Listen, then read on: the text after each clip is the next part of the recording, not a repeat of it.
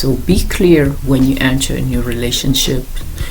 Be clear that you're not willing to lose yourself because you are important. What is important here is you first, because you don't know the other person. Now, once you're in a relationship with them and they prove to you that you can count on them, that's a different story. Do you feel that you are ready for a relationship, but you don't know where to start? If that's the case, keep watching. Hi, my name is Amina. I'm a life coach, and I'm here to help you with some tips and answer questions you might have. So if you have questions or suggestions, please leave them in the comment section below and I will get back to you as soon as possible. If you like what I do here, please subscribe, like, and share, and help me spread the word and help more people. So today I want to talk about what to do when you feel like after being hurt, having a heartbreak, believing in love again, now you are ready for a relationship. So you have done the work to heal, you have learned your lessons, and you believe in love again, and you believe that it is possible for you and you deserve to find the right person for you. So that's good stuff. But now, how do you do this? How do you find a good person for you? Okay, I have some tips here. I have some points. Let's say if they're really tips. I hope they're gonna work. Okay, so what I would advise you to do first is to define your values. What do I mean by that? So we tend to lose ourselves in relationships, and so we need to be very clear on with what we want. So what do I want in a man? What am I looking for? What are my deal breakers? What am I willing to compromise without feeling that I have to? You need to really know yourself and to learn about what you like and what you don't like in relationships. And this is going to help you to enter a new relationship with clarity. And so if the person does something wrong, you won't be here and accepting to be abused or something in this area, because you are clear on what you're looking for. And it's very important that you go in a new relationship with the mindset that I am more afraid to lose myself than to lose the person. Because if you are willing to do everything to be with a specific person or to be in a relationship, you just want a relationship, you're gonna get lost and you're gonna be played with, you're gonna be abused, taken advantage of, things like that. So you don't want that. So be clear when you enter a new relationship. Be clear that you're not willing to lose yourself because you are important. What is important here is you first, because you don't know the other person. Now, once you're in a relationship with them and they prove to you that you can count on them, that's a different story. But for the beginning, because you know that things are not always going right, even if we still need to be positive in our minds, we also need to be careful with our selection process. So be clear on your values. Number 2 is create a list. So I kind of touched on that with the first point. So when you create your list, you are getting clear on what you're looking for in a man. Do you want and usually what I would advise to people is look for character and not physical things. So I won't tell you be with a man you're not attracted to. It's not about that. but you need to focus mainly on the character. If you say, I want to be with a guy that is rich, so it's your choice. I'm not here to shame on you. But the character needs to be first. Do you want somebody who is loyal, somebody who is kind, respectful, somebody who you can count on, so reliable, somebody who is dependable, somebody authentic, somebody with high integrity, things like that. So you need to define the kind of things. Now, once you have defined the character of the person, now you can move on to physical and financial and other stuff. In my case, something that I really have a hard time accepting is to have somebody that is shorter than me. I am not that tall.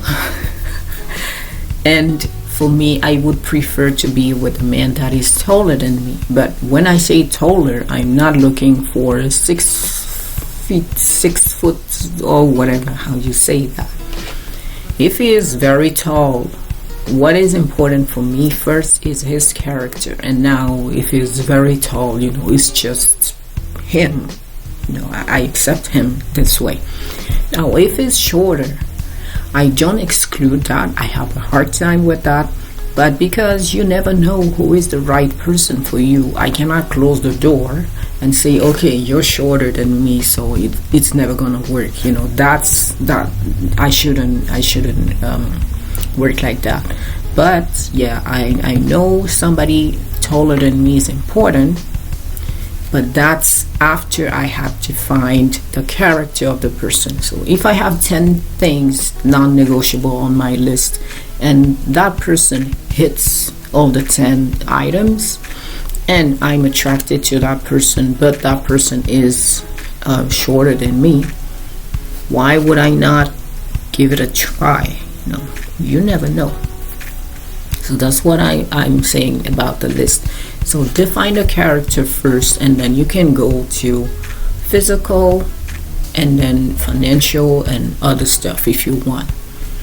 But yeah, and when I asked one of my colleagues about that, she actually gave me a great advice. She gave me great advice, and she said, be careful to revisit the list. So the more the relationship evolves, the more you need to review your list. So is this still important? Is this specific item still important? For example, in my case, I am with a guy. We've been together for 3 months and things are going amazingly great. That person is shorter than me, or he has the same height as me. So now I can revisit my list and say, you know what, he is taller than me is not that important anymore. So I can just cross it and I don't need it anymore on my list. But I continue to monitor the list and make sure that I still stay loyal to what I want, but I'm also willing to compromise on a few things that are not that important. Okay, number 3 is work on yourself. So you have to find your values, you have your list, but now you also need to do the work before you enter a relationship. So you believe in love again, and you believe that you can find the right person, but are you ready? Are you really ready? I remember I watched a video on Marie TV, and she received 2 psychologists, and it's actually they're actually a couple, and they were saying that just like we have a driver's license to be able to drive a car, we should have a license for marriage and relationship. So just to say that there are a few basics we need to have to be able to enter a relationship and to be a good steward of the relationship, meaning that we're not in the relationship to hurt the other person. Because if you are with a damaged person And that actually has been my case. I was, very happy, very open, very outgoing, whatever. And then I was with that specific guy who was toxic. But the more you stick around with that person, the more they can damage you. It's a good thing that I'm no longer in it. And when I say toxic, it's not like abusive or things like that, but there are some behaviors, there are some words that you can hear and that can, have an effect on you. So you need to be careful with that. And yes, a person like that, for example, shouldn't be in a relationship because they're not ready. If they go in a relationship, they're gonna damage the other person. And on the other side, the other person, if they're not able to recognize that, oh, this is not a good person for me to be with in a relationship, I need to exit. If you don't know that you need to exit, are you ready for a relationship? Are you ready to do what's best for you? That's a question. I leave that to you. But yeah, make sure you're ready. Do the work on you, either to not damage the other person, but also to be able to recognize when somebody is not good for you and to exit as quickly as possible before they damage you. Before we go to number 4, I wanted to let you know that I have a one-on-one coaching service.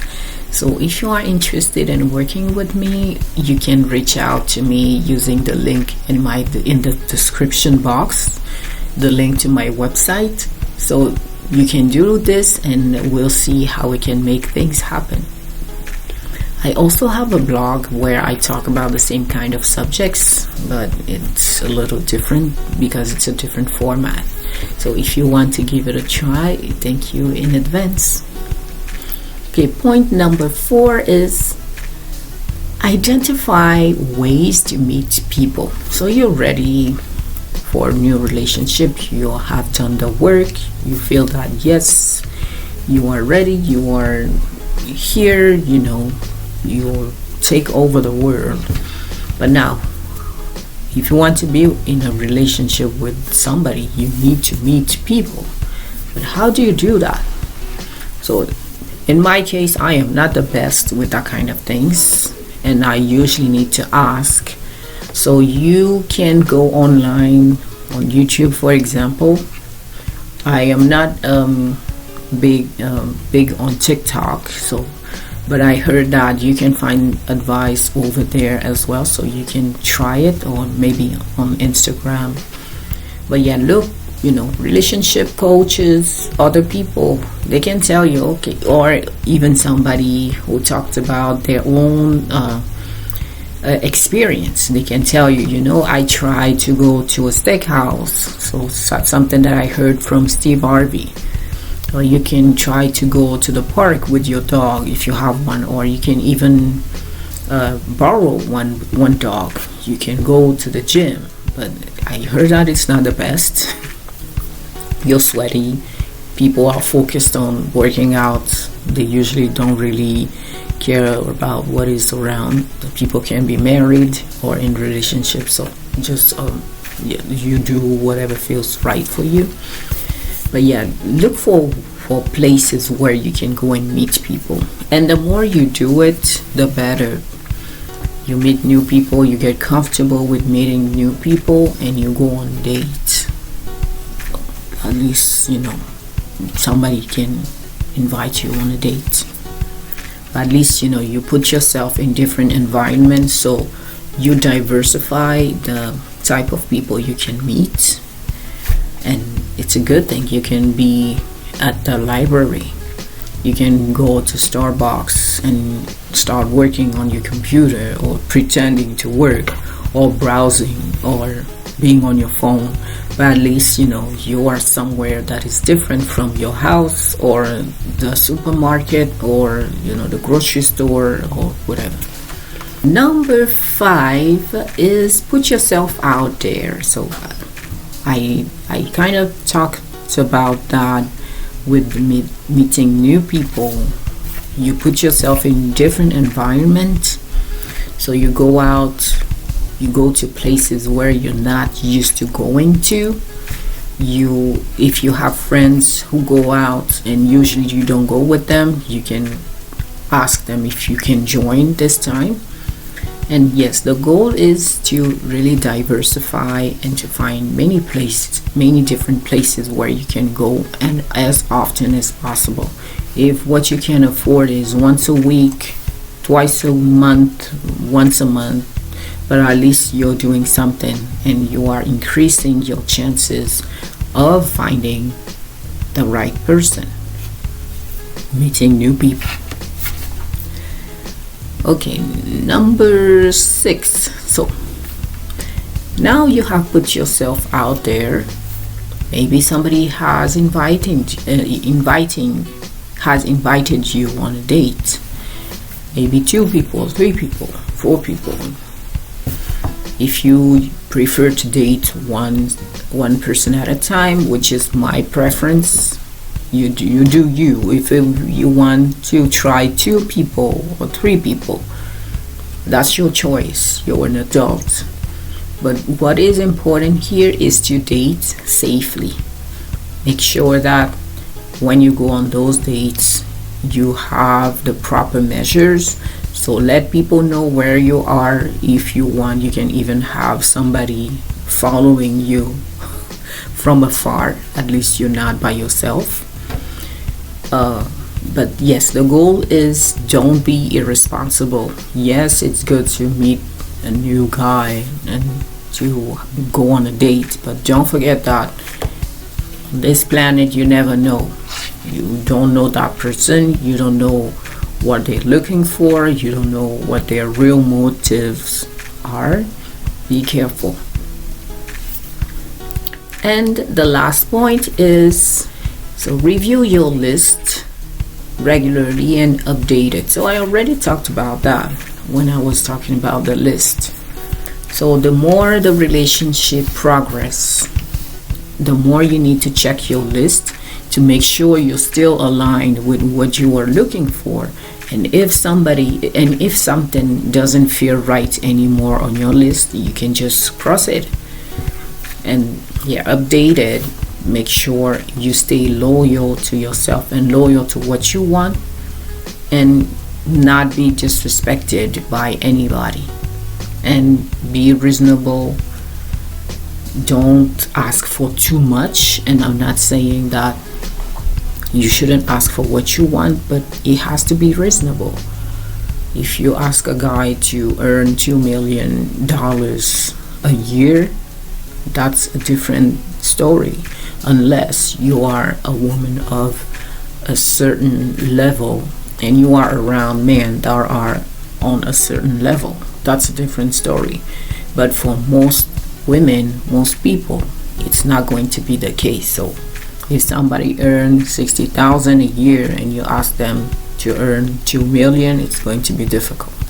So okay, so as a recap, the points that I made here. So number 1, you need to define your values to make sure you stay loyal and not betray yourself. Number 2, create a realistic list. Number 3, work on yourself to make sure you're ready. Number 4, identify ways you can meet people. Number 5, put yourself out there. Number 6, when you go on dates, date safely. And number 7, review your list regularly and update as needed. Okay, so my challenge for you today is define your values and who you want to be loyal to. So who do you want to be in a relationship? What are your values? Like I talked to on point number 1. What is really important? What are your non-negotiable?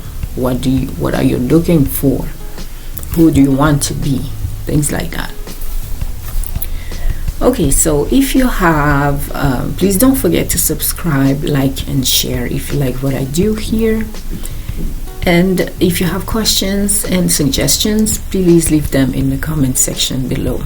My question for you today is, how awkward do you feel about dating? In my case, dating, I am not always comfortable because I am meeting new person, and that's, I don't really like dating apps and things like that, because I prefer to meet people in person, because I can read them on different levels. But online, I'm just swiping based on, okay, they look good or what they say looks good, but I don't know if that's actually true. So, but at least physically, yes. But yeah, if you don't know the person, it can be awkward. So what do you feel? How do you feel about that? Okay, so that's it for today. I hope this video was helpful. In the meantime, I wish you a good week, and I will see you later. Bye.